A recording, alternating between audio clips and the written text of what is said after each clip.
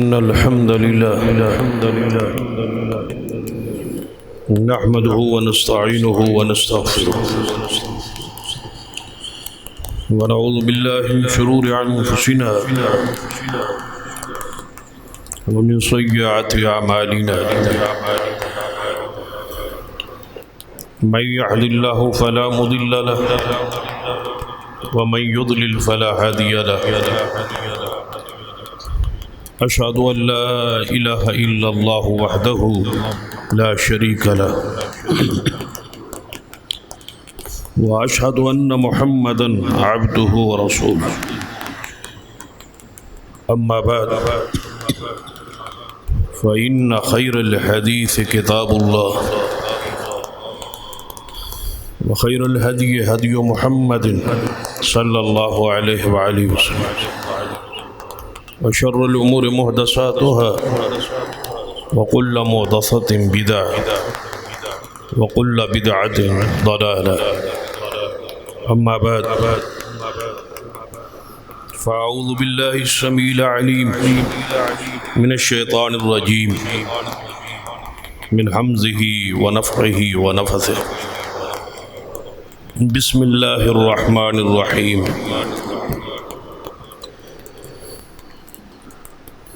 إنما يريد الله ليذهب عنكم الرجس أهل البيت ويطهركم تطهيرا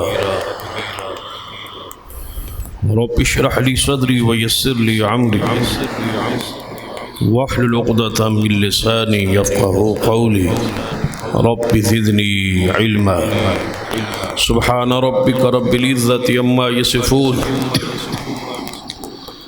وسلام على المرسلين والحمد لله رب العالمين. حضرات، صحابہ کرام رضوان اللہ علیہ مجمعین کے حوالے سے خطبات کا سلسلہ ہم نے شروع کیا تھا، جس میں صحابہ کرام کے حوالے سے اہل سنت کا جو بنیادی عقیدہ ہے اور اس کے جو تقاضے ہیں وہ بیان ہو چکا. اسی طرح سیدنا ابو بکر، سیدنا عمر اور عثمان رضوان اللہ علیہ مجمعین کے حوالے سے بھی موقع پر موقع گفتگو ہو چکی.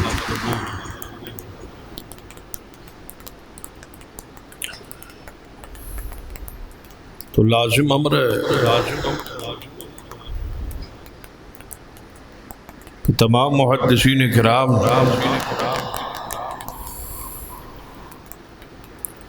اپنی اپنی کتب میں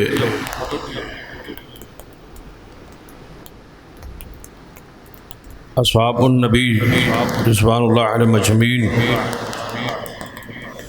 پر کتابیں قائم کی اور مجموعی فضائل کے بعد انفرادی فضائل کا بیان شروع ہو. تو ترتیب یہی رہی،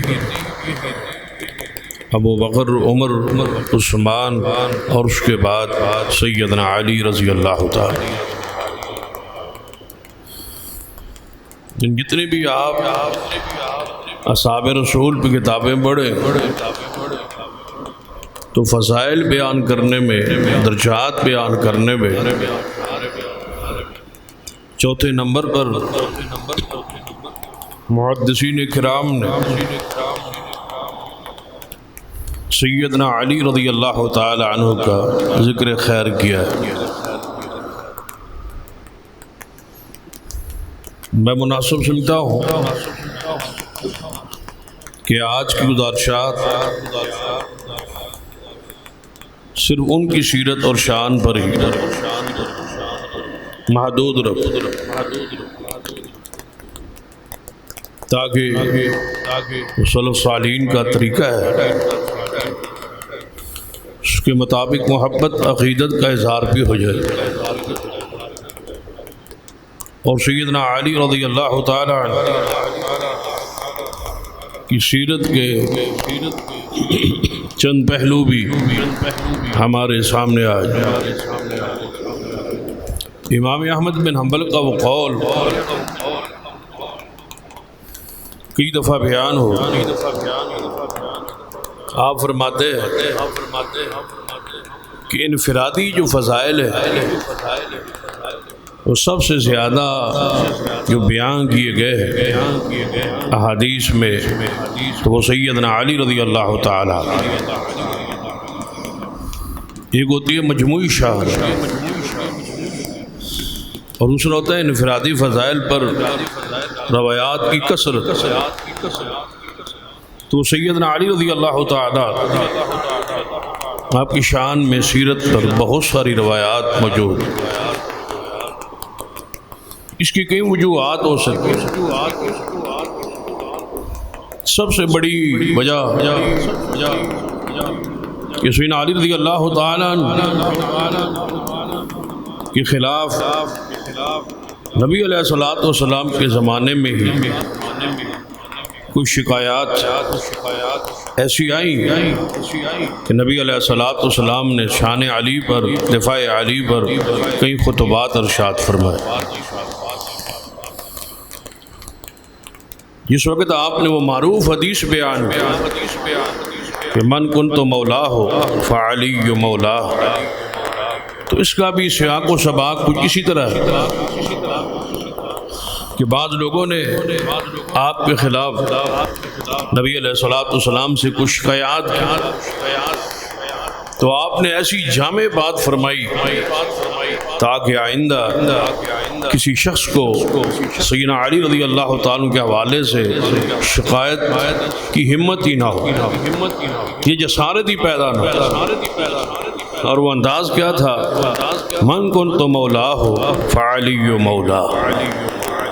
اب اس کے معنی پہ اگر آپ غور کریں گے تو نبی علیہ الصلوۃ والسلام نے ایک جملے میں، اس لیے آپ کو جوامع القلم کی شان اور مقام اور معجزہ عطا کیا گیا تھا کہ آپ بات کلمات میں، الفاظ میں تھوڑی لیکن معنی اور مفاہیم کے لحاظ سے بہت زیادہ بات ہے۔ تو شان علی کو آپ نے ایک جملے میں بند کر دیا ہے، بیان فرما دیا ہے، اور آئندہ کے لیے شکایات کے سارے دروازوں کو بند کر دیا ہے، نبی علیہ السلام مقفل کر دیا ہے۔ فرمایا من کنت مولاہ فعلی مولا۔ اس کا معنی یہ بنتا ہے کہ میرے صحابہ بات ایک ہی ہو اور مختصر سی ہو، جو مجھ سے محبت کرتا ہے بس وہ علی سے محبت کرے۔ یہ رسول اللہ نے ایسی بات کہہ دی ہے جس کے بعد کوئی گنجائش ہی نہیں رہے کہ جو شخص مجھ سے محبت کرتا ہے، اور یہ محبت رسول اللہ سے ہمیشہ کے لیے، اس میں کبھی انقطاع نہیں آ سکتا، کبھی یہ محبت ختم نہیں ہو سکتی۔ جس دن یہ محبت ختم ہو گئی اس دن ایمان ختم ہو گیا۔ تو گویا ہر مسلمان لی زندگی کے ہر لمحے میں رسول اللہ سے محبت لازم، فرض اور ضروری ہے۔ تو پھر اس حدیث کو ذرا سامنے رکھے کہ من کنت مولاہ، جو مجھے تو عزیز رکھتا ہے، جو مجھے تو پیار کرتا ہے اور علی سے پیار نہیں کرتا، تو یہ نہیں ہو سکتا۔ جو مجھ سے پیار کرے اس کو چاہیے کہ وہ سیدنا علی سے بھی محبت رکھے۔ یہ ہے سیدنا علی رضی اللہ تعالیٰ اخیر کا یہ مقام، اس کے بعد کوئی گنجائش ہی نہیں رہ جاتی کہ کسی عمل پر باس ہو یا کسی ان کے زندگی سیرت کے کسی پہلو پر کسی دل کی میل اور کچیل سے یا نعوذ باللہ آپ سے کوئی نفرت کے انداز سے کوئی بات کرے۔ نبی علیہ الصلوۃ والسلام نے اس معاملے کو ایک اور حدیث سے واضح کر دیا ہے۔ آپ نے فرمایا اے علی رضی اللہ تعالی، تجھ سے وہی بغض رکھے گا جو منافق ہوگا۔ اب بات دیکھ لیں، یہ جملہ اس سے بھی بھاری، یہ جملہ اس سے بھی زیادہ واضح ہے۔ بھلا کوئی گنجائش رہ گئی؟ ایسی احادیث ہے کہ آپ حیران ہوں گے کہ سیدنا علی رضی اللہ تعالیٰ عنہ اللہ تعالیٰ نے کیسا مقام بخشا ہے، کتنی عزت اور اکرام سے نوازا ہے۔ فرمایا اے علی، سوائے منافق سے تجھ سے کوئی بغض نہیں رکھے گا، اور سوائے مومن کے تجھ سے کوئی محبت نہیں کرے گا۔ جو مومن ہوگا وہ محبت کرے گا، اور جو منافق ہوگا وہ تجھ سے محبت نہیں کرے گا۔ تو گویا سیدنا علی رضی اللہ تعالیٰ کی محبت ایمان کی علامت، ایمان کی دلیل ہے۔ جس کے دل میں سیدنا علی کی محبت نہیں، سیدنا علی کا پیار نہیں، یا کچھ تاریخی روایات کہ وہ سامنے رکھ کے، کیونکہ ہر جس ہستی کو آپ نہ ماننا چاہیں، جس ہستی پر بھی اعتراض کرنا چاہیں، تو مواد تاریخ میں، کتابوں میں آپ کو مل جائے۔ یہ ایسی کوئی بات نہیں کہ بندہ کہتا ہے کہ میرے پاس دلائل موجود ہیں فلاں ہستی فلاں شخصیت کے خلاف۔ ایک بندہ نعوذ باللہ بغض رکھ لے انبیاء سے، اور انبیاء کے خلاف باتیں قرآن سے اور حدیث سے اپنی مرضی کی تفسیر اور من مانی الفاظ اور رنگ دے کے پہنا کے جو مرضی بھی ثابت کرنے کی کوشش کرے، اس کو کون روک سکتا ہے؟ جس کو اللہ گمراہ کرے اس کو کون ہدایت دے سکتا ہے؟ تو سیدنا علی رضی اللہ تعالیٰ کے بارے میں یا دل میں کچھ میل اور کچیر رکھنے سے پہلے اپنے دل کو صاف کر لے، سوچ لے کہ ان سے بغض نفاق کی دلیل ہے۔ کہیں ایسا نہ ہو کہ آپ کے دل میں نفاق ہے۔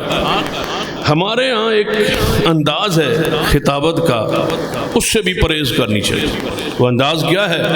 سیدنا ابو بکر عمر عثمان کہ جب ہم ذکر کرتے تو بڑے پیار سے، عقیدت سے، محبت سے ان کے فضائل، ان کے مناقب، ان کے خصائل، ان کی سیرت کے واقعات سنتے ہیں، سناتے ہیں، ایمان تازہ ہوتا ہے۔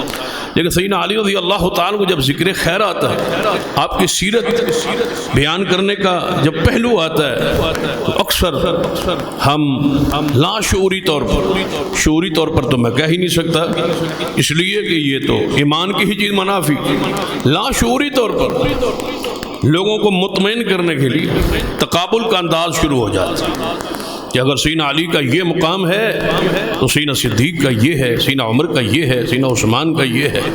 اس تقابل سے بھی اپنے آپ کو بچانے کی کوشش کریں، جو درجہ ہے وہ بیان کریں۔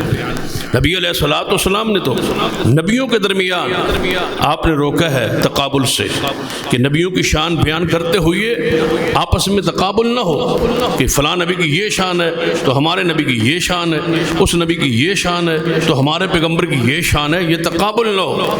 فضائل بیان کرتے جائے کہ محمد مصطفیٰ کی یہ شان ہے، سیدنا موسیٰ علیہ السلام کی یہ شان ہے، عیسیٰ ابن مریم کا یہ مقام ہے، وہ بیان کرتے جائے، تقابل میں نہ آئے۔ اسی طرح یہی اس آیت کا تقاضا ہے، تلک الرسل فضلنا بعضهم علی بعض، فضائل بیان کریں، تقابل نہ کریں۔ جتنی مرضی ہے فضیلت جو قرآن سنت سے ثابت ہے اس کو بیان کرتے جائیں۔ اسی طرح صحابہ کرام کے درجات ہیں، فضیلت ہے، شان ہے، لیکن وہ بیان کریں کہ فلاں کو درجہ بہت زیادہ حاصل ہے، عشرہ مبشرہ سب سے اعلیٰ ہے، جناب بیت رضوان والے سب سے افضل ہے، یہ فضائل بیان کریں۔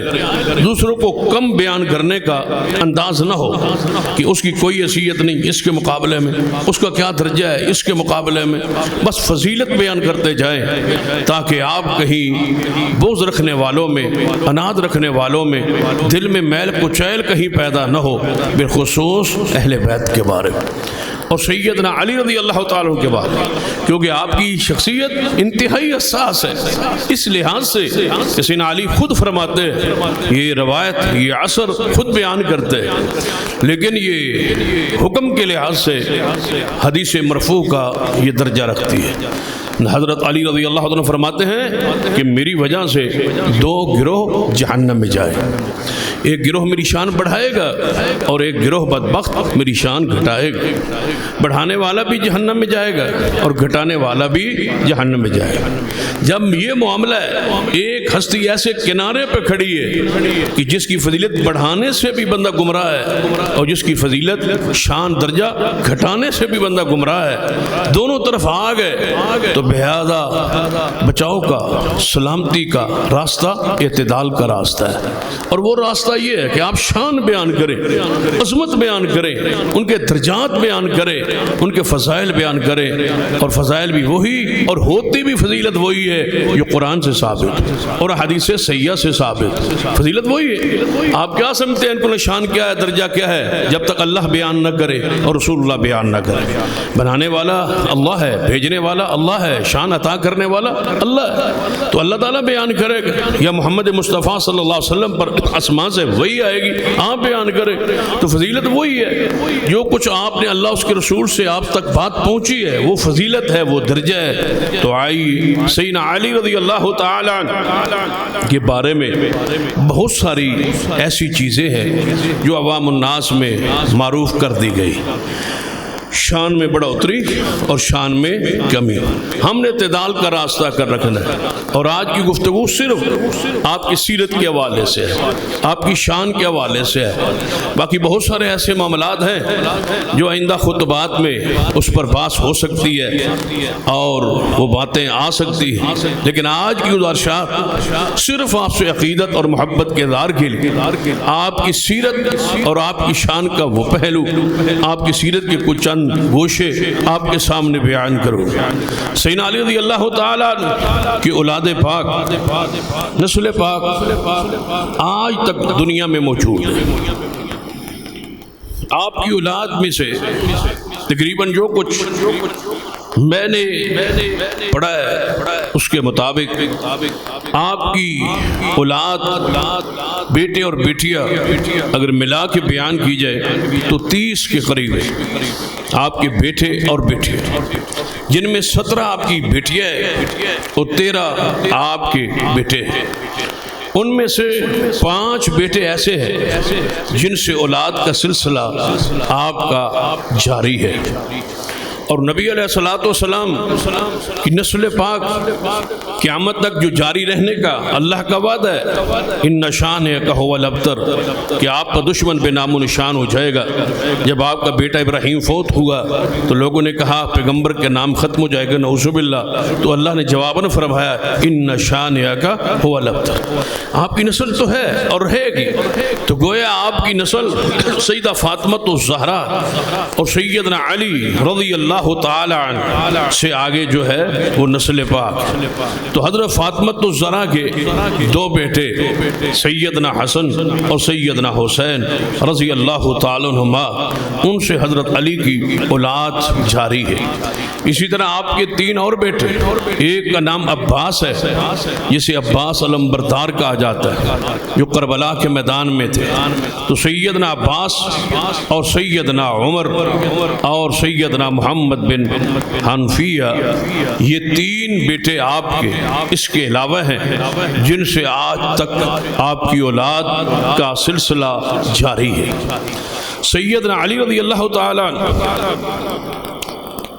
نبی علیہ السلام نے ایک ایسا لقب اور شان بخشی ہے جس میں اور کوئی صحابی شریک نہیں. اور وہ غزوہ تبوک کا موقع ہے. اپنے دلوں کو ان اصحاب کے بارے میں صاف اور پقیدہ رکھیں. کبھی بھی ایک صحابی کی تعریف کرتے کرتے دوسری کی توہین اور گستاخی نہ کر بیٹھنا، یہ عقیدہ اہل سنت ہے. اعتدال کا راستہ، سب سے محبت کا راستہ، پیار کا راستہ.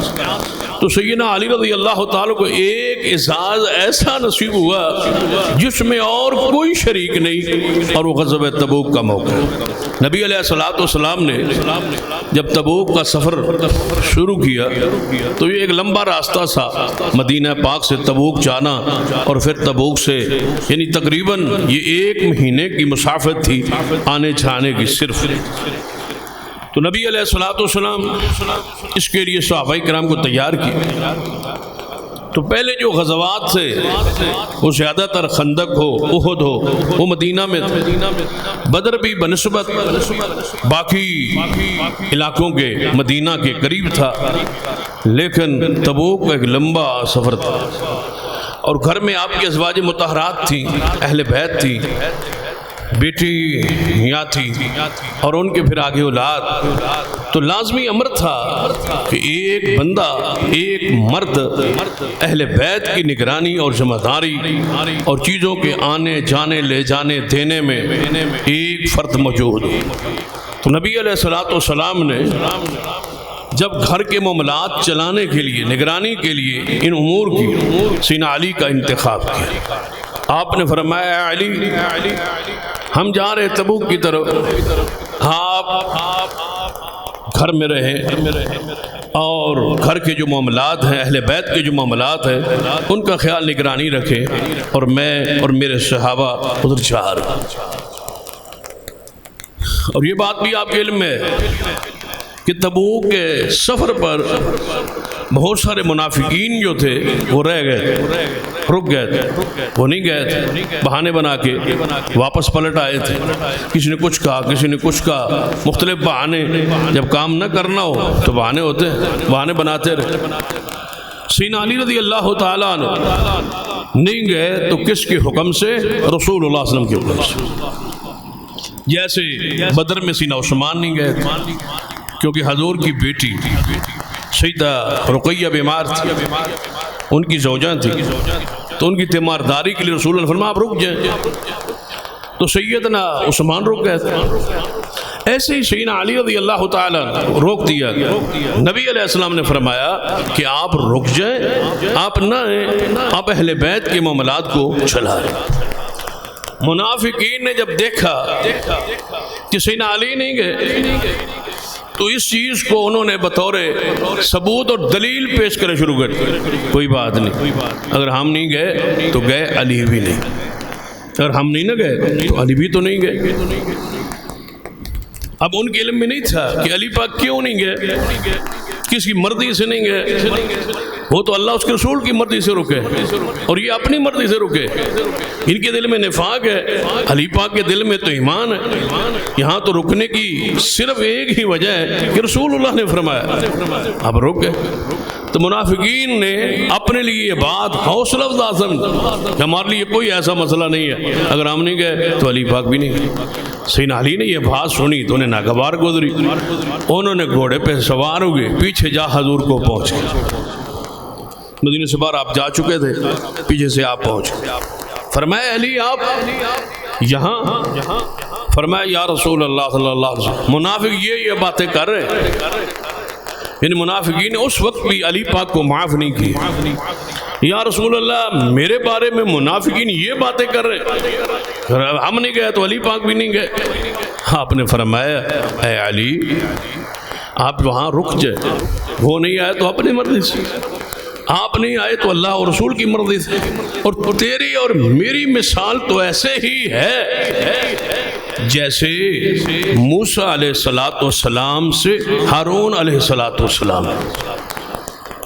گویا حضرت علی کو حضور نے کیا قرار دیا؟ ہارون علیہ السلام کی طرح۔ تیری مثال تو وہ ہے جو ہارون علیہ السلام، کہ موسیٰ علیہ السلام کو طور پہ گئے تھے، پیچھے اپنی قوم میں اپنا نائب کس کو بنا کے گئے تھے؟ وہ سیدنا ہارون علیہ السلام۔ تو آپ کو میں نے یہاں چھوڑا ہے، لہذا آپ تو اس امت کے ہارون ٹھہرے۔ یہ اتنا بڑا اعزاز ہے کہ ایک نبی محمد مصطفیٰ صلی اللہ علیہ وسلم فرما رہے ہیں کہ تیری اور میری مثال ایسے ہے جیسے ہارون اور موسیٰ علیہ السلام۔ اگر ساتھ ہی آپ نے فرمایا، صحیح مسلم کے الفاظ ہیں، یاد رکھنا میرے بعد نبی کوئی نہیں۔ ہارون تو نبی تھے نا، وہ تو بحیثیت نبی بھی پیچھے تھے، قوم میں نائب تھے اور نبی تھے، لہذا میرے بعد کوئی نبی نہیں ہوگا، تو ہے میرا نائب، جیسے موسیٰ کا نائب ہارون تھا، لیکن میرے بعد نبی کوئی نہیں ہوگا، میرے پہ نبوت ختم۔ یہاں ایک اور اس کے اندر ایک چھپی ہوئی بات ہے، ذرا اس کو غور کریں کہ ہارون علیہ السلام تشریعی نبی تھے یا غیر تشریعی نبی؟ تشریعی نبی وہ ہوتا ہے جس پر شریعت آتی ہے، اللہ کی طرف سے شریعت کتاب نازل ہوتی ہے۔ وہ کون تھے؟ موسیٰ علیہ السلام۔ ہارون علیہ السلام معاون تھے، مددگار تھے، نبی تھے، لیکن ان پر الگ شریعت نازل نہیں ہوئی، غیر تشریعی نبی تھے ہارون علیہ السلام۔ تو پیغمبر کیا فرمانا چاہتے ہیں کہ میرے بعد غیر تشریعی نبی بھی کوئی آ سکتا نہیں آ سکتا۔ تو رسول اللہ کے بعد اگر یہ مرزا کہے کہ میں شریعت والا نبی تو نہیں، غیر تشریعی نبی ہوں، ذلی اور بروزی نبی ہوں، مجھ پہ شریعت نہیں آتی، شریعت وہی ہے محمد مصطفیٰ والی، لیکن اللہ نے مجھے نبی بنا دیا ہے، تو آپ نے فرمایا کہ تیری اور میری مثال ہارون اور موسیٰ کی ہے، جس طرح موسیٰ کا ہارون تھا اس طرح تو میرا لیے ہارون کی مانند ہے، لیکن میرے بعد کوئی نبی نہیں آئے گا۔ کیا مانا کہ جس طرح ہارون تھا وہ نبی، تو ایسے نبی بھی نہیں ہوگا، یعنی میرے بعد نبوت نہیں ہے، تشریع بھی بند ہے، اور غیر تشریع ذلی اور بروزی بھی نبوت کے دروازے بند ہیں۔ اور بعض مفسرین نے ایک اور بات بھی اس میں لکھی کہ ہارون علیہ السلام کے دو بیٹے تھے جن کا نام عبرانی زبان میں شبر اور شبیر تھا۔ یہ دو نام تھے ہارون علیہ السلام کے بیٹوں کے، یہ مفسرین نے بیان۔ اگر ان کا عبرانی زبان سے عربی میں معنی کیا جائے تو اس کا معنی بنتا ہے حسن اور حسین۔ فرمایا تو اسی طرح ہے جس طرح موسیٰ کے لیے ہارون علیہ السلام، تو ان کے دو بیٹوں نے شہرت پائی جن کا عربی میں معنی کیا تھا حسن اور حسین۔ تو علی رضی اللہ تعالیٰ عنہ کے بھی دو بیٹے معروف ہوئے، ایک کا نام حسن ہے اور دوسرے کا نام حسین ہے، اور یہ دونوں نام اللہ نے چھپا کے رکھے ہوئے تھے۔ یہ بھی حدیث میں آتا ہے کہ آپ سے پہلے، حالانکہ عربی کے الفاظ ہیں، عام الفاظ ہیں، حسن حسین، یعنی جس کا معنی خوبصورتی ہے، یہ معنی عربی میں یہ الفاظ بولے جاتے ہیں حسن کے لیے۔ کئی حدیث میں الفاظ موجود ہیں، قرآن پاک میں موجود ہے، حسنا حسنا قرآن میں موجود ہے، یہ مادہ موجود ہے، یہ الفاظ موجود ہیں۔ نام کتنے تھے عربی میں؟ سعد، سعید، طلحہ، صالح، یہ سارے نام موجود تھے، لیکن حسن و حسین عربی میں استعمال ہونے والے عام سے لفظ تھے، لیکن اللہ کی زمین پر کسی نے نام نہیں پایا تھا حسن اور حسین اس وقت تک جب تک پیغمبر کے نواسے حسن و حسین نہیں آئے۔ حضور فرماتے ہیں ان ناموں کو اللہ نے چھپا کے میرے نواسوں کے لیے رکھا ہوا، وگرنہ حضرت علی نے تو یہ نام نہیں رکھے، حضرت علی رضی اللہ تعالیٰ یہ نام نہیں رکھے، انہوں نے تو اپنے دونوں بیٹوں کے نام حرب رکھے۔ جنگجو بہادر تھے نا، خود حیدر تھے، شیر خدا تھے، جنگجو تھے، شجاع تھے، تو اسی مناسبت سے اپنے بیٹوں کا نام بھی حرب رکھا، جنگجو، لڑائی۔ لیکن نبی علیہ السلام نے دونوں مرتبہ کے نام بدلوایا۔ حسن وقت بھی حضور تشریف لائے، سیدنا حسین کی ولادت کے وقت حضور تھے، کیا نام رکھا ہے؟ بھائی میں نے حرب رکھا ہے۔ حضور نے فرمایا اس کا نام حسن ہوگا، حرب نہیں حسن ہوگا۔ جب حسین پیدا ہوئے نام پھر وہی حرب رکھا ہے یا رسول اللہ، فرمایا نہیں اس کا نام حسین ہوگا۔ تو حضور خود نام تبدیل کروا رہے ہیں، اس کا معنی ہے کہ یہ پیغمبر نے جو نام تبدیل کروائے ہیں کس کے حکم سے؟ اللہ سے، اور جو بولے ہیں جو رکھے ہیں وہ اللہ کے حکم سے۔ تو یہ دو نام اللہ نے سپیشل رکھے ہی حسن و حسین کے لیے، اور یہ قرآن پاک میں سنت بھی الہی بھی ہے، اللہ تعالیٰ خود نام رکھ کے بیٹے عطا کرتا ہے، کیونکہ ایسی بات نہیں ہے جو تاریخ میں پہلی مرتبہ ہو۔ سیدنا یحییٰ علیہ السلام کا نام کس نے رکھا؟ اللہ تعالیٰ نے رکھا۔ فرمایا یہ نام میں نے رکھا ہے، زکریا علیہ السلام سے خوشخبری دی کہ آپ کا بیٹا پیدا ہوگا، اس کا نام میں نے یحییٰ رکھا ہے، اور یہ نام آج تک میری زمین پہ کسی نے پایا ہی نہیں، پہلی مرتبہ میں نے نام رکھا ہے۔ تو گویا جو نام اللہ رکھے وہ زمین میں پہلے کسی نے پایا نہیں ہوتا۔ تو یہ اللہ کی سنت، حسن و حسین کا نام گویا اللہ نے رکھا ہے۔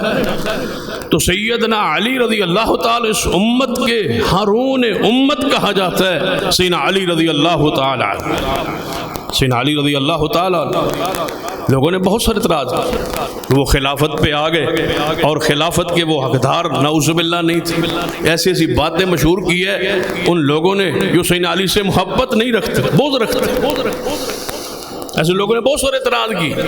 ان اعتراضات میں سے اعتراض یہ ہے کہ آپ خلافت کے حقدار نعوذ باللہ نہیں تھے، حالانکہ اس سے بڑی بے وزن بات کیا ہو سکتی۔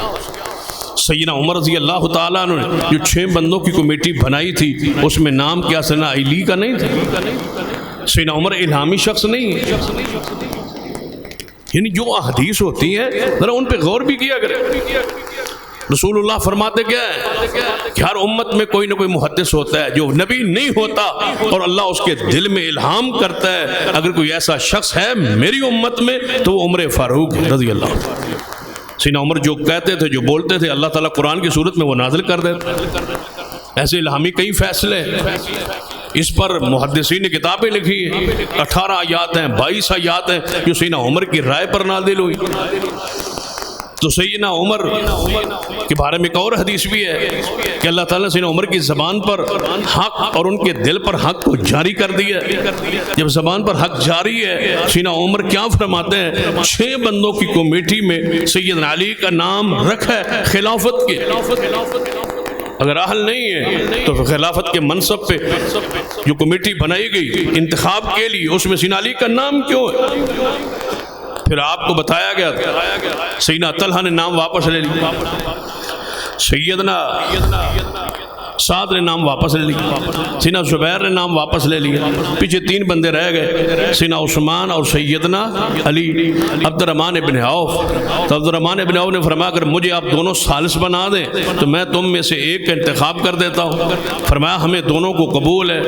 تو سیدنا علی نے سیدنا عثمان سے علیحدگی میں پوچھا تھا کہ اگر میں علی پاک کو بنا دوں خلیفہ تو کیا تم بیعت کرو گے؟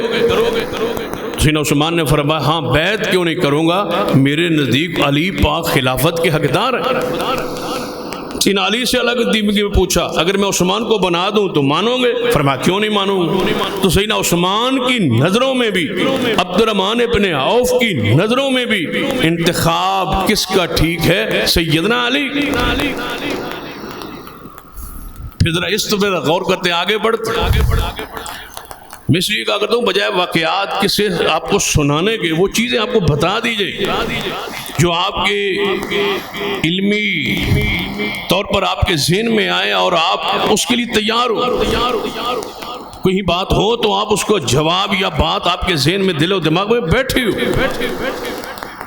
جب عثمان ہو گئے شہید رضوان اللہ علیہ مجمعین، ذرا اس پہ غور کرنی ہے آپ۔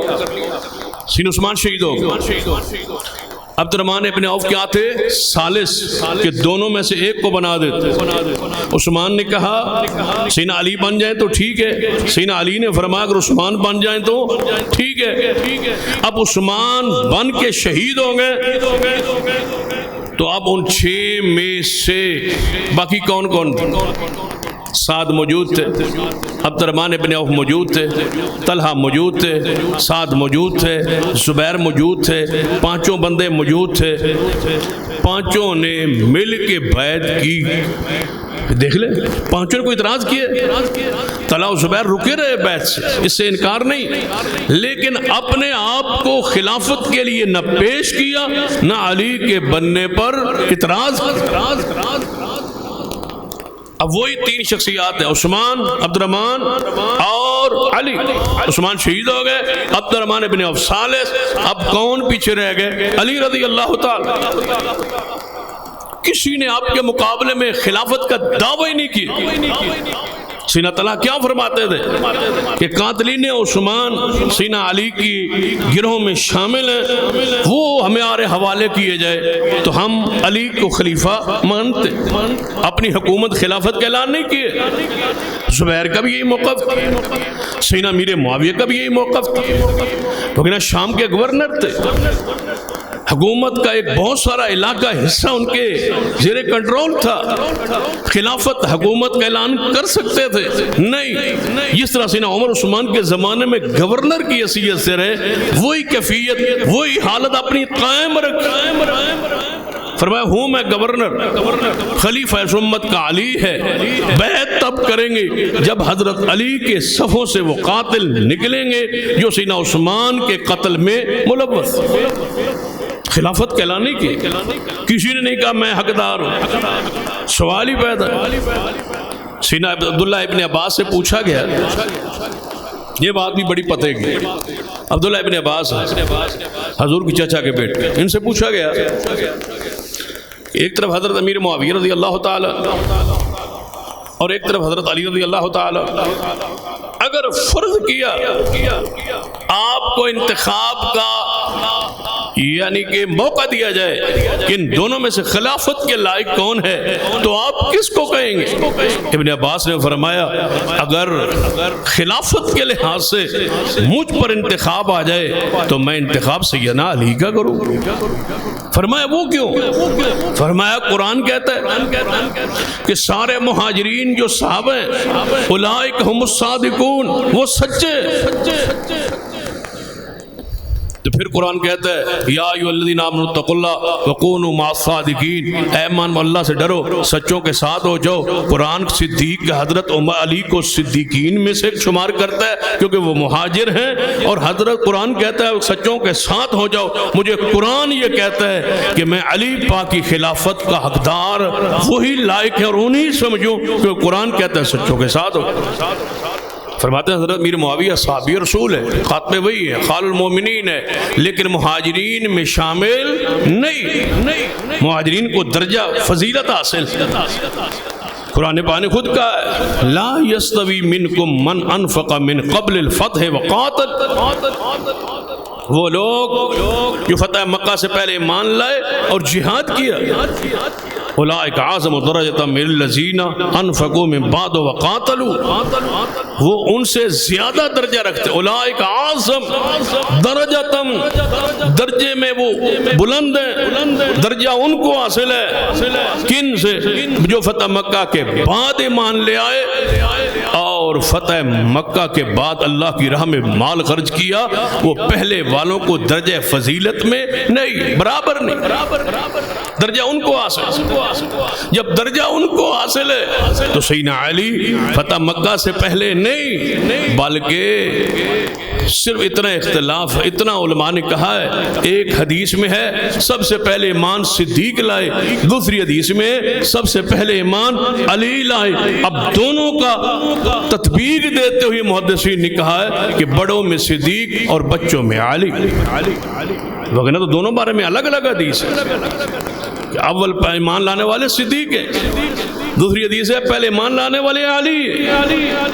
تو یہ درجہ جو تطبیق کا، دونوں حدیثوں کو جوڑنے کا یہ محدثین نے اختیار کیے کہ بچوں میں اور بڑوں میں، حدیث میں یہ نہیں، یہ تطبیق محدثین کی کہ دونوں روایتیں دونوں الگ الگ بیان کر رہی، ایک کہہ رہی ہے صدیق پہلے نمبر ایمان لائے، دوسری حدیث کہتی ہے علی پاک پہلے نمبر پر ایمان لائے۔ تو محدثین نے تطبیق یہ دی کہ بڑوں میں وہ صحیح، چھوٹوں میں یہ لیکن حضرت علی رضی اللہ تعالی تو ابتدا والوں، اور بعض محدثین ایک اور آیت سورۃ النور میں جسے آیت خلافت ہی کہا جاتا ہے، وعد اللہ الذین آمنوا منکم وعملوا الصالحات لیستخلفنہم فی الارض، فرمایا اللہ کا وعدہ اہل ایمان کے ساتھ کہ اللہ ان کو زمین میں ضرور خلافت دے گا. کن کے ساتھ وعدہ ہے؟ مومنوں کے ساتھ. تم میں سے مومنوں کے ساتھ. فرماتے ہیں جب یہ آیت نازل ہوئی یہ وعدہ صدیق، عمر، عثمان، علی کے ساتھ تھا، کیونکہ اس وقت یہی 4 شخصیات اسلام کے اولین میں سے تھی. لہذا حق ہے سیدنا علی کی خلافت پر. محدثین ان آیات سے، ان حدیث سے استدلال کیے کہ وہ خلیفہ راشد. خلفاء راشدین کی حوالے سے جو حدیث ہے علیکم سنتی و سنت الخلفاء الراشدین المہدیین، اس میں حضرت علی داخل و شامل ہے. کیوں کہ جن سے یہ وعدہ کیا گیا اس آیت میں اس وقت خلفاء میں سے یہی 4 ایمان میں تھے. تو لازمی بات ہے جب وعدہ ہو رہا ہے تو اس وقت اس کا ہونا ضروری ہے جس سے وعدہ ہو رہا ہے. یہ نہیں ہے کہ وعدہ ہو رہا ہے اور ابھی وہ ایمان میں آئے نہیں. وعدہ ان سے آمنوا منکم وعملوا الصالحات، ایمان اور عمل صالح.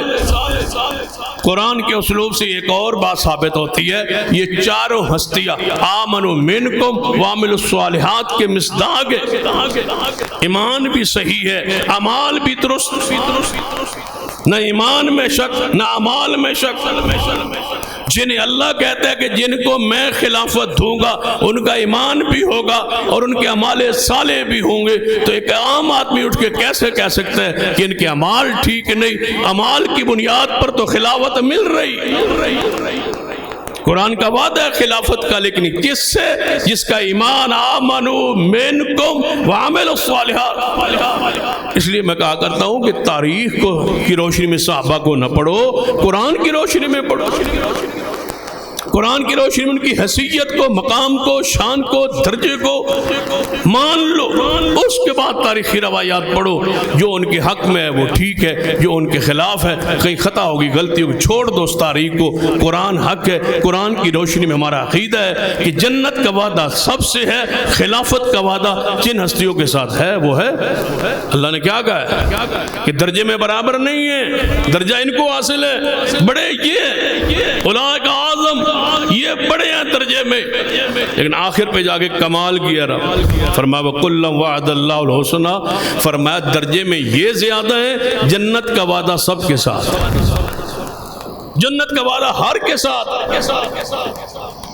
سیدنا علی رضی اللہ تعالی یہ شان اور مقام، آپ کی سیرت کے بہت سارے پہلو، آپ پر آنے والے اعتراضات، آپ بحیثیت قاضی، بحیثیت بہادر شجاع، شیر خدا، حیدر، یہ سارے پہلو ہیں جو آپ کے بیانوں سے، پھر آپ پر آنے والے اعتراضات، پھر وہ آپ کی خلافت اور خلافت کے ایام اور سال.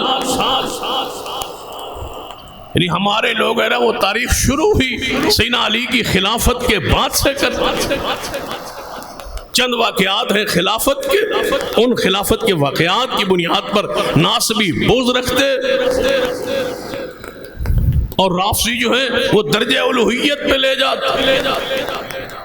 ہم ہیں درمیان میں اعتدال والے، درجہ الوہیت پر، اور نہ ہی نعوذ باللہ ناسبیوں کی طرح، خارجیوں کی طرح کہ علی پاک نعوذ باللہ انہوں نے تو ایمان کا انکار کیا. اتنے وہ ظالم تھے، اس پر الگ بات. سیدنا علی رضی اللہ تعالی کی سیرت کہ آپ کا پہلا نکاح سیدہ فاطمہ الزہرا سے، یہ حضرت علی کی سیرت کا آغاز ہو رہا ہے. پہلا نکاح سیدہ فاطمہ سے، کئی مرتبہ دوسری شادی کے لیے سیدنا علی سے کہا گیا، آپ نے کئی مرتبہ ارادہ بھی فرمایا، لیکن سیدنا علی کے اس ارادے کے بعد سیدہ فاطمہ کے اصرار پر، انکار پر، غصے پر، جلال پر آپ نے ہمیشہ ان سے وفا کی، دوسرا نکاح نہیں کیا. کیوں سیدہ فاطمہ الزہرا یہ پسند نہیں کرتی کہ میری شوقن میں زندہ ہوں اور میرے گھر میں. ان کی طبیعت کے مزاج کی یہ چیز خلاف تھا، اور یہ فطری بات. اور دوسری بات جو محدثین نے لکھی ہے وہ کمال کی. فرماتے ہیں محدثین کہ سیدہ فاطمہ تو ذرا شاید دوسری عورت کو سوکنوں اپنے گھر میں حویلی میں برداشت کر لیتی، لیکن اس کے ایمان کا مسئلہ تھا. کس کا؟ دوسری بیوی کے ایمان کا مسئلہ. علی پاک کے نکاح میں آ جائے فطری بات. جب سوکن ایک دوسرے کے ساتھ بولتی ہیں یا الجھاؤ پیدا ہوتا تو والدین کی طرف بات پہنچتی، اور والدین کے بارے میں سوکنوں کے درمیان ایک فطری امر ہے کہ تھوڑی سی تکلیف یا دکھ یا غصہ پیدا ہوتا ہے. اگر دوسری عورت آ جاتی اور اس کے دل میں فاطمۃ الزہرا کے والد محترم محمد مصطفیٰ کے بارے میں دل میں تخیل پیدا ہو جاتا، خلاف تو ایمان ختم ہو جاتا. یہ حکمتیں تھی کہ سیدہ فاطمۃ الزہرا نے ناپسند کیا کہ کوئی عورت مومنہ میری موجودگی میں علی کے گھر. اور سیدہ فاطمہ اس پر غصے بھی ہوئی. اور سیدنا علی رضی اللہ تعالیٰ عنہ حضور نے کئی مرتبہ فرمایا فاطمہ میرا ٹکڑا ہے دل کا، جس نے اس کو تکلیف دی مجھے تکلیف دی، جو بات اس کو دکھاتی ہے وہی بات مجھے دکھاتی ہے. یعنی فاطمہ کو ناراض کیا اس نے مجھے ناراض. اور فاطمہ غصے میں آئی بھی صحیح، ناراض ہوئی بھی صحیح، لیکن اس پر مفسرین نے ایک معنی کیا ہے. اگر آپ غور کریں تو ایک اہم ترین عقیدہ حل ہو سکتا. عربی میں دو الفاظ، ایک غضب ہے اور دوسرا اغضاب ہے. دونوں کے معنی میں فرق ہے. غضب ہوتا ہے کسی بات پر غصے آ جانا، ناراض ہو جانا، اور جس کی بات پر ناراض آپ ہوئے ہیں اس کے دل میں، ارادے میں، نیت میں اس ہستی کو ناراض کرنا نہیں ہوتا. آپ نے کوئی عمل کیا دوسرا بندہ ناراض ہو. اس طرح سمجھے بعض دفعہ آپ گھر میں کوئی کام کرتے ہیں، بیوی کو ناراض کرنا مقصود نہیں ہوتا لیکن بیوی غصے میں آ جائے، یہ ہے غضب. اغضاب کیا ہے کہ جان بوجھ کے گھر میں جا کے وہ بات کروں جس سے بیوی کو تکلیف ہو اور وہ غصے میں آئے. یہ اس کی چھیڑ ہے، جو اس کے لفظ ہے، جو اس کو غصہ دلانے کے لیے بات کروں، وہ اغضاب ہے. سیدہ فاطمہ جب بھی ناراض ہوئیں سیدنا علی سے دوسری شادی کے حوالے سے، وہاں لفظ غضب کا ہے، اغضاب کا نہیں. کہ علی پاک نے غصہ دلانے کے لیے ایسا نہیں کہا، بات کی ہے فاطمہ تو ذرا ناراض ہوئی تو پھر سلو. تو اب فاطمہ تو ذرا کا کسی مسئلے پر کسی بندے سے ناراض ہونا جرم نہیں، فاطمہ کو ناراض کرنا جرم ہے. نیت یہ ہو کہ میں نے فاطمہ کو ناراض کرنا ہے، یہ جرم ہے، یہ تکلیف ہے فاطمہ تو ذرا کو دینا، اور یہ رسول اللہ کو دینا. یہ تھوڑی سی وضاحت میں نے کیوں کی ہے تاکہ آپ ذرا وہ مسئلہ سمجھیں. جب باغ فدق کا مسئلہ تھا تو سیدہ فاطمہ تو ذرا آئی تھیں، تو صدیق نے کہا تھا پیغمبر کی وراثت تقسیم نہیں ہوتی، تو فاطمہ اس پر ناراض ہوئی. کوئی بات نہیں، کوئی شک نہیں، حدیث میں ہے، بخاری میں ہے. فاطمہ غصے میں آ گئی اور چلی گئی. اب یہاں ہم نے دیکھنا ہے کہ جب علی پاک کے لیے وہ الفاظ آئے تو غضب کے تھے یا اغضاب کے تھے؟ علی پر ناراض کیا یا فاطمہ خود ناراض ہوئی؟ تو حدیث میں ہے کہ فاطمہ خود ناراض ہوئیں، غصے میں آئیں، جلال میں آئیں، لیکن علی پاک کے دل میں اغضاب، غصہ دلانے کا ارادہ نہیں تھا. لفظ اغضاب نہیں ہے، غضب ہے. ایسے ہی معذرت کے ساتھ جب سیدہ فاطمہ صدیق کے پاس آئیں تو وہاں لفظ غضب کا ہے، اغضاب کا نہیں. سیدنا صدیق نے فاطمہ الزہرا کو غصہ دلانے کے لیے، حق سے محروم کرنے کے لیے یہ الفاظ بولے نہیں. اگر بولے ہوتے لفظ اغضاب ہوتا. ناراض کرنا ہوتا، ناراض ہونا اور کرنے میں فرق ہے۔ فلاں مجھ سے ناراض ہوا، فلاں نے میں نے ناراض کر دی۔ ہونا اس میں ضروری نہیں کہ میرا فعل ہو، اس کی اپنی طبیعت ہے، وہ کسی بات پہ غصے میں آ گیا۔ تو سیدہ فاطمہ تو ذرا کو ناراض کیا نہیں گیا، حضور نے جو فرمایا وہ اغضاب سے منع کیا ہے۔ جس نے فاطمہ کو اغضبا، جس نے فاطمہ کو ناراض کیا، اغضبانی، اس نے مجھے ناراض کیا، لفظ اغضاب ہے۔ فاطمہ کو ناراض کرنا جرم ہے۔ سیدنا علی کے بارے میں، صدیق کے بارے میں دونوں ایک جیسے الفاظ ہیں۔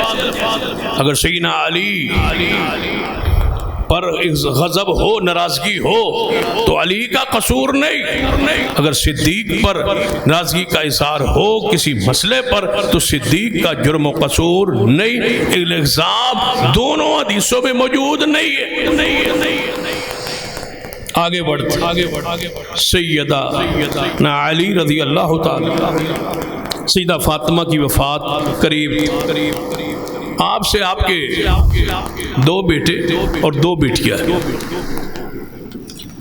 سیدنا امام حسن، سیدنا امام حسین، اور 2 بیٹیاں سیدہ ام کلثوم اور سیدہ زینب الکبریٰ جسے کہا جاتا ہے۔ یہی وہ زینب ہے جس کی ایک تاریخ ہے کربلا کے میدان۔ یہ حضرت حسین ابن علی کی بہن، یہ بڑی بیٹی، چھوٹی بیٹی کیا ہے؟ ام کلثوم۔ یہ ام کلثوم جو ہے ان کا نکاح ہوا سیدنا عمر فاروق رضی اللہ تعالی، یہ حضرت حسن و حسین کی سگی بہن ہے، حضرت علی کے دماد ہیں سیدنا عمر، ان کا نکاح ان سے ہو، اور حضرت زینب کا نکاح جعفر طیار کے بیٹے عبداللہ سے ہو۔ یہ کربلا میں تھی سیدہ زینب رضی اللہ تعالی عنہا، اور یہ ام کلثوم حضرت عمر کے نکاح میں، ان کا وہاں بیٹا ہوا جس کا نام زید، اور یہ ماں بیٹا ایک دن ایک ہی وقت میں فوت ہو۔ یہ نہیں پتا چلا کہ ماں کی جان پہلے نکلی یا بیٹے کی جان پہلے نکلی۔ ماں بیٹے کا اکٹھا جنازہ ہوا، جنازے میں امام حسن، امام حسین، عبداللہ بن عمر، سیدنا ابو ہریرہ، دیگر صحابہ کرام سارے موجود تھے۔ تو یہ جنازہ سیدنا عبداللہ ابن عمر نے پڑھا اپنے بھائی کا اور اپنی سوتیلی ماں کا، رسول اللہ کی نواسی ام کلثوم۔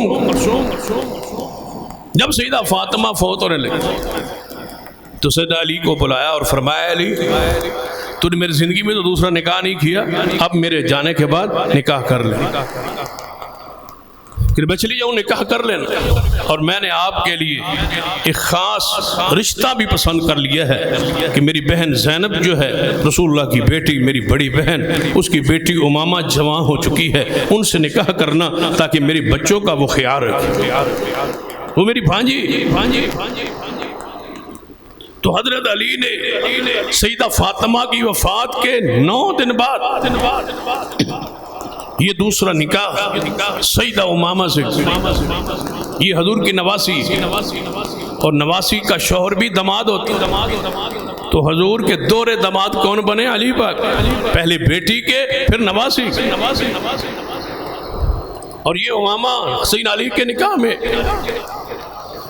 یہ وہ امامہ ہے۔ ذرا بخاری کی اس حدیث کی طرف توجہ کریں جو کئی مرتبہ آپ نے سنی کہ حضور نماز پڑھا رہے تھے تو امامہ حضور کی نواسی چھوٹی تھی، وہ آ گئی تو حضور نے اٹھا کے اپنے سینے سے لگا دی پوری نماز۔ حسین ابن علی والی حدیث یاد ہے نا کہ حسین ابن علی حضور نماز پڑھا رہے تھے تو آ گئے، سجدے میں حضور تھے تو اوپر چڑھ گئے، حضور نے سجدہ لمبا کیا۔ یہ مشہور ہے نا، یہ سنی ہوئی ہے نا، یہ ٹھیک ہے، حق ہے، ہم مانتے اس حدیث کو، لیکن ہمارا قصور یہ ہے کہ ہم نے اس حدیث کو مشہور نہیں کی۔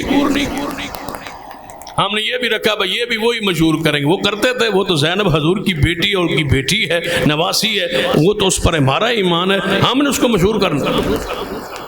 آپ حیران ہوں گے 4 رکعتیں حضور نے اپنی نواسی امامہ کو اٹھا کے پڑھی۔ اور میں جب فرق بیان کرتا ہوں نا تو ایک بات سمجھانے کے لیے کہ جب حسین ابن علی آئے تو حضور سجدے میں تھے، خود چڑھے، خود ہٹے، پھر پیغمبر اوپر اٹھے، چڑھے بھی خود، آئے بھی خود، اور ہٹے بھی اوپر سے خود۔ امامہ جب آئی خود، حضور قیام میں تھے، وہ ساتھ آگے پیروں کے لگی، حضور نے نیچے ہو کے اٹھا کے سینے سے لگا، خود اٹھایا، پھر رکوع جاتے ہوئے بٹھایا، پھر 2 سجدے کر کے اٹھے، دوسری رکعت کے لیے پھر ساتھ لائے، پھر تشہد میں ساتھ ہے، پھر تیسری رکعت میں ساتھ ہے، پھر چوتھی رکعت میں ساتھ ہے۔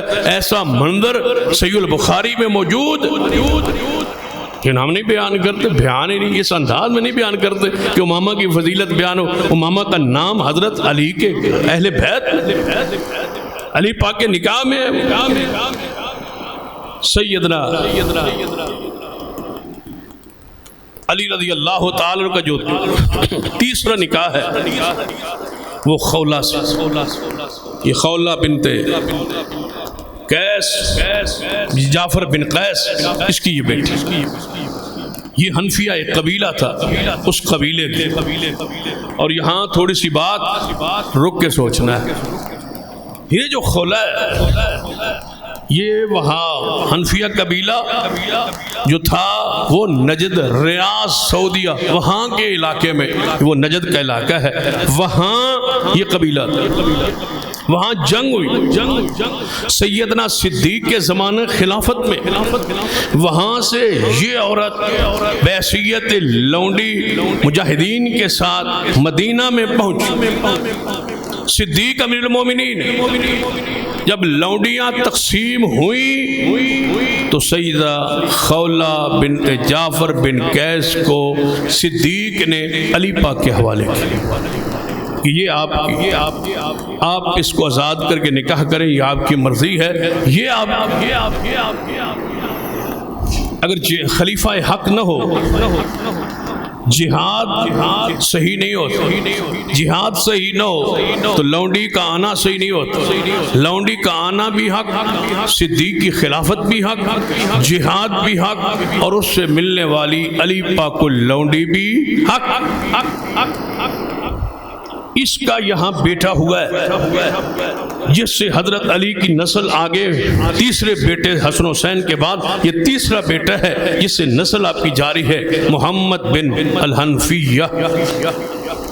یہ صدیق کے پاس بھی رہے، یہ علی پاک کے پاس بھی رہے تربیت کے لیے۔ یہ ہے محمد بن حنفیہ جو علی پاک کے بیٹے، اس لونڈی سے، اس عورت سے یہ پیدا ہوا۔ آپ کی چوتھی بیوی سیدہ ام البنین ہے، یہ بنو کلاب سے، اسے ام البنین کلابیہ بھی کہا جاتا ہے۔ اس سے سیدنا علی رضی اللہ تعالیٰ کے بیٹے پیدا ہوئی، عباس، جسے عباس علمبردار کہا جاتا ہے، جو کربلا میں شہید ہوئے۔ یہ ام المنین کے بیٹے، اس سے ایک بیٹا عباس، دوسرا بیٹا جعفر، اور تیسرا بیٹا ہوا تو سیدنا علی نے نام اس کا عثمان رکھا، اور چوتھا بیٹا عبداللہ۔ یہ 4 بچے بیٹے آپ کی اس عورت ام البنین سے پیدا ہوئے، اور چاروں کے چاروں میدان کرب و بلا میں اپنے بھائی حسین کے ساتھ شہید ہوئے۔ شاید ان کی شہادت بیان نہیں ہوتی، اس لیے کہ اس میں عثمان نام ہے، شہید کربلا ہے عثمان، علی کا بیٹا ہے، ام المنین کے بطن سے۔ آپ کی 5ویں شادی سیدہ اسماء بنت امیس سے ہوئی۔ یہ سیدہ اسماء بنت امیس،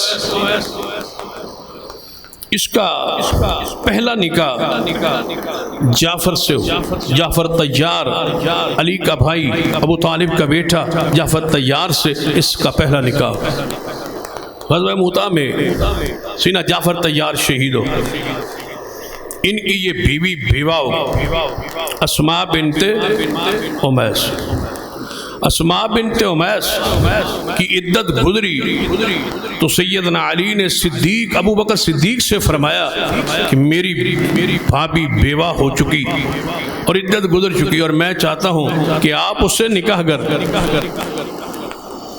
سیدنا ابو بکر صدیق نے نکاح کیے جعفر طیار کی بیوہ سے۔ بتاؤ ابو طالب کی وہ کیا لگتی ہے، علی پاک کی کیا لگتی ہے، نکاح کس نے کیا؟ صدیق نے۔ بیٹا پیدا ہوا جسے محمد بن ابو بکر کہا، محمد بن ابی بکر، یہ علی پاک کی تربیت میں رہے محمد بن ابی بکر۔ کیوں؟ صدیق نے نکاح کیا، بیٹا پیدا ہوا، صدیق فوت۔ صدیق کی وفات کے بعد اسماء بنت امیس پھر بیوہ ہوئی، عدت گزری تو اس سے تیسرا نکاح حضرت علی نے خود کیا، اور محمد بن ابی بکر ساتھ تھے اور ان کو پالا ہے حضرت علی رضی اللہ تعالی۔ پھر اسی سے آپ کے اور بیٹے اور بیٹیاں اسماء بنت امیس، ان میں سے ایک اون ہے، ایک محمد ہے، یہ بھی ان کی بھی ایک تاریخ ہے جو پھر کسی وقت مناسب وقت میں بیان کریں گے، ان کی شہادت کے منظر۔ یہ آپ کے بیٹے اس سے اسی طرح حضرت زینب جو آپ کی بہن تھی، فاطمہ کے بطن سے پیدا حسین کی بہن، اس کا نکاح آپ نے اپنے بھائی جعفر طیار کے بیٹے عبداللہ سے کیا جو کربلا میں زینب، عبداللہ بن جعفر بھتیجے ہیں حضرت علی رضی اللہ تعالی۔ اس سے آگے چلتے ہیں کہ سیدنا علی کا نکاح ایک اور خاتون ہے سیدہ لیلہ، تقریباً آپ کی 11 ازواج اور اتنی ہی آپ کی لونڈیاں، ہم تو 5ویں پر پہنچے آپ کی زوجہ محترمہ پر جہاں سے آپ کا نکاح ہوا۔ پھر ایک آگے لمبی تفصیل ہے ان کی اولاد کی، ان کی بیٹوں کی، انشاءاللہ پھر آئندہ یا کسی اور موقع پہ بیان کریں گے۔ تفصیل میرے ذہن میں ہے، تفصیل بیان انشاءاللہ پھر کسی موقع پر ہوگی۔ اللہ تعالیٰ سے دعا ہے اللہ ہمیں سیدنا علی سے محبت نصیب فرمائے، ان سے صحیح عقیدت نصیب فرمائے۔ اقول قولی ھذا واستغفر اللہ لی ولکم ولسائر المسلمین وآخر دعوایا الحمد للہ رب العالمین۔